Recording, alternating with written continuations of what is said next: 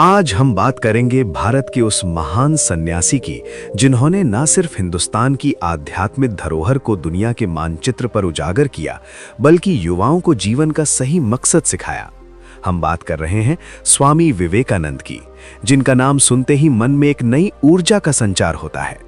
वे एक साधारण परिवार से निकलकर दुनिया के सबसे प्रभावशाली विचारकों में से एक बने। उनकी कहानी प्रेरणा की मिसाल है।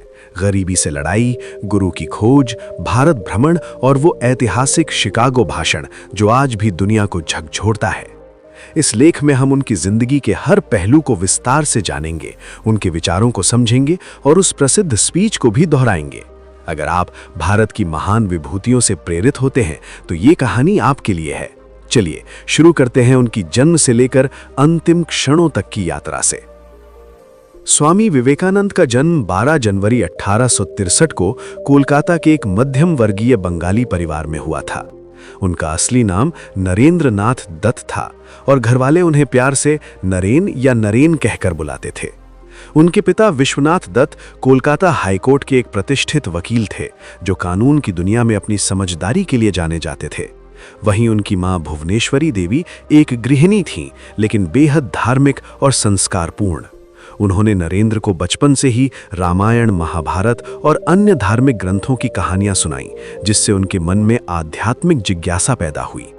नरेंद्र बचपन से ही तेज दिमाग के थे, पढ़ाई में अव्वल, खेलकूद में सक्रिय और संगीत में रुचि रखने वाले थे। लेकिन उनके मन में हमेशा बड़े सवाल घूमते रहते थे। ईश्वर कौन है? जीवन का उद्देश्य क्या है? दुनिया में इतना दुख क्यों है? बड़े होते होते नरेंद्र ने कई धार्मिक संगठनों से जुड़ना शुरू किया। वे राजा राम मोहन राय के ब्रह्म समाज और केशव चंद्र सेन के नव विधान जैसे आंदोलनों से प्रभावित हुए। इन संगठनों में वे सामाजिक सुधार, महिलाओं के अधिकार और धार्मिक एकता की बातें सीखते थे। लेकिन उनके सारे सवालों का जवाब तब मिला जब वे श्री रामकृष्ण परमहंस से मिले। रामकृष्ण एक साधारण दिखने वाले संत थे, लेकिन उनकी आध्यात्मिक गहराई अपार थी। नरेंद्र ने उनसे पूछा, क्या आपने ईश्वर को देखा है? रामकृष्ण ने कहा, हाँ, जैसे मैं तुम्हें देख रहा हूं। यह मुलाकात नरेंद्र की जिंदगी बदलने वाली साबित हुई। वे रामकृष्ण के शिष्य बन गए और दक्षिणेश्वर मंदिर में उनके साथ समय बिताने लगे। लेकिन जीवन में मुश्किलें भी आईं। 1884 में जब नरेंद्र सिर्फ 21 साल के थे, उनके पिता का अचानक निधन हो गया। परिवार पर कर्ज का बोझ आ गया और नरेंद्र को गरीबी का सामना करना पड़ा। घर चलाने के लिए उन्होंने नौकरी की तलाश की, लेकिन सफलता नहीं मिली। इन मुश्किलों में रामकृष्ण ने उनका साथ दिया। एक बार नरेंद्र काली मंदिर में गए और मां काली से अपनी परेशानियों का हल मांगने के बजाय उन्होंने ज्ञान, विवेक और वैराग्य की मांग की। ये पल उनके लिए आध्यात्मिक जागरण का था। वे समझ गए कि सांसारिक मोह से ऊपर उठना जरूरी है। रामकृष्ण के साथ रहते हुए वे प्लेटो, अरस्तु, बुद्ध और हेगल जैसे दार्शनिकों के विचारों को पढ़ते और साथी शिष्यों को सिखाते। फिर आया एक और दुखद मोड़। 16 अगस्त 1886 को रामकृष्ण परमहंस का देहांत हो गया। नरेंद्र फिर अकेले पड़ गए, लेकिन अब उनके कंधों पर अन्य शिष्यों की जिम्मेदारी थी। उन्होंने 12/7 में एक मठ स्थापित किया, जो बाद में रामकृष्ण मठ के रूप में प्रसिद्ध हुआ। यहाँ वे साथी संतों के साथ रहते और आध्यात्मिक साधना करते। लेकिन नरेंद्र का मन भारत को जानने का था। 1888 में उन्होंने अपनी गुरु मां शारदा देवी से आशीर्वाद लिया और सन्यासी बनकर भारत भ्रमण पर निकल पड़े। उनके पास सिर्फ एक लाठी, कमंडल और साधु का वेश था। उन्होंने कसम खाई कि वे देशवासियों की सेवा में अपना जीवन समर्पित करेंगे। ये भ्रमण 5 सालों तक चला। सबसे पहले वे वाराणसी गए, जहां गंगा के किनारे उन्हें नई ऊर्जा मिली। यहां से उन्होंने लाहौर, दिल्ली, राजस्थान, गुजरात, महाराष्ट्र, कर्नाटक और दक्षिण भारत तक की यात्रा की। कन्याकुमारी पहुंचकर उन्होंने समुद्र तट पर ध्यान किया और भारत की एकता का संकल्प लिया। इस दौरान उन्होंने गरीबों, दलितों और आम लोगों से मिलकर उनकी समस्याएं समझीं। वे लोगों को बताते कि धर्म सिर्फ पूजा पाठ नहीं, बल्कि सेवा और समानता है। उन्होंने जाति भेद, अंधविश्वास और गरीबी के खिलाफ आवाज उठाई। इस यात्रा ने उन्हें भारत की सच्ची तस्वीर दिखाई। एक तरफ समृद्ध संस्कृति, दूसरी तरफ गुलामी की जंजीरें। ब्रिटिश राज में भारत करा रहा था और नरेंद्र समझ गए कि युवाओं को जगाना जरूरी है। 1893 में उन्हें शिकागो में होने वाले विश्व धर्म सम्मेलन का निमंत्रण मिला। ये मौका था भारत की धरोहर को दुनिया के सामने रखने का, लेकिन यात्रा के लिए पैसे नहीं थे। दक्षिण भारत के राजाओं और भक्तों ने मदद की। रास्ते में खेतरी के राजा अजीत सिंह ने उन्हें विवेकानंद नाम दिया, जिसका मतलब है विवेक से भरा आनंद। शिकागो पहुंचकर उन्होंने देखा कि सम्मेलन में दुनिया भर के धर्मगुरु आए थे। 11 सितंबर को उनका भाषण था। जैसे ही उन्होंने कहा, sisters and brothers of America, यानी अमेरिका के भाइयों और बहनों, पूरा सभागार तालियों से गूंज उठा। 2 मिनट तक तालियां बजती रहीं। उनका भाषण सहनशीलता, एकता और हिंदू धर्म की महानता पर था। उन्होंने कहा कि हिंदू धर्म सभी धर्मों को सत्य मानता है और दुनिया को शरण देता है। उन्होंने इजराइलियों, पारसियों को भारत में दी गई शरण का उदाहरण दिया। गीता के श्लोक से समझाया कि सभी रास्ते ईश्वर तक जाते हैं। उन्होंने कट्टरता और संप्रदायवाद की निंदा की।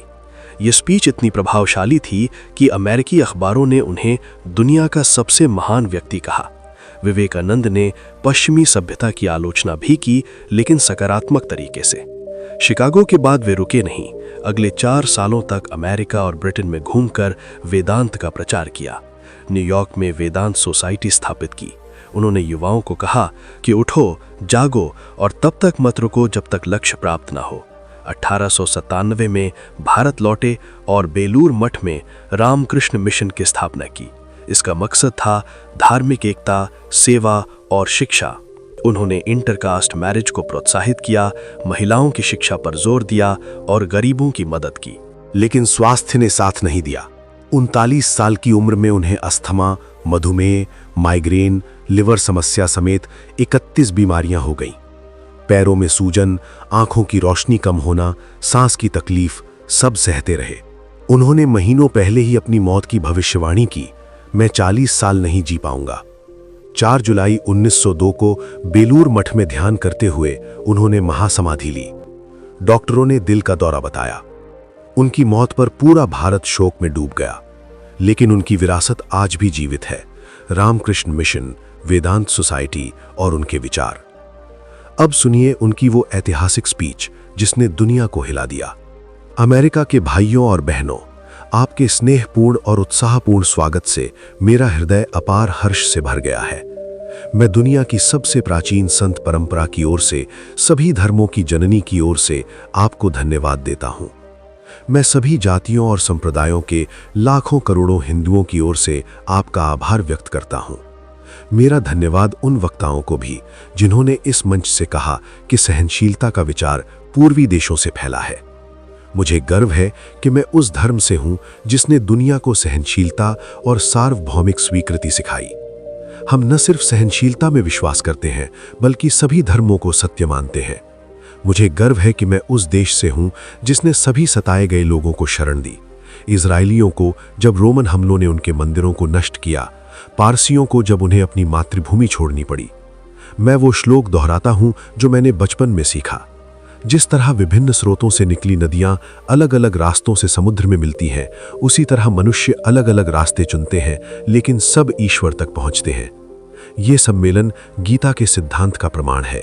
जो भी मुझ तक आता है, मैं उस तक पहुंचता हूं। संप्रदायवाद, कट्टरता और धार्मिक हठ ने इस धरती को हिंसा से भर दिया है। कितनी सभ्यताएं नष्ट हुईं, लेकिन अब उनका अंत आ गया है। मुझे उम्मीद है कि ये सम्मेलन सभी कट्टरता का विनाश करेगा। हिंदू धर्म वेदों से आता है, जो आध्यात्मिक नियमों का खजाना है, ना आदि ना अंत। जैसे गुरुत्वाकर्षण का नियम हमेशा काम करता है, वैसे ही आध्यात्मिक नियम। वेद सिखाते हैं कि दुनिया अनादि अनंत है। जन्म से कुछ सुखी कुछ दुखी क्यों? पिछले जन्म के कर्मों से। प्रेम के बारे में गीता कहती है, कमल के पत्ते की तरह संसार में रहो, पानी में रहकर भी न भीगो। हृदय ईश्वर में, हाथ कर्म में। अगर कोई चाहता है कि सिर्फ उसका धर्म बचे, तो मैं कहता हूं सभी धर्मों पर लिखा जाएगा, सहायता करो, लड़ो मत, आत्मसात करो, विनाश नहीं, शांति रखो, मतभेद नहीं। आप सभी को कोटि कोटि धन्यवाद। दोस्तों, स्वामी विवेकानंद की ये कहानी हमें सिखाती है कि सच्ची शक्ति आध्यात्म और सेवा में है। वे कहते थे, भारत उठेगा जब उसके युवा जागेंगे। अगर आपको ये प्रेरणादायक लगा तो अपने विचार साझा करें। जय हिंद।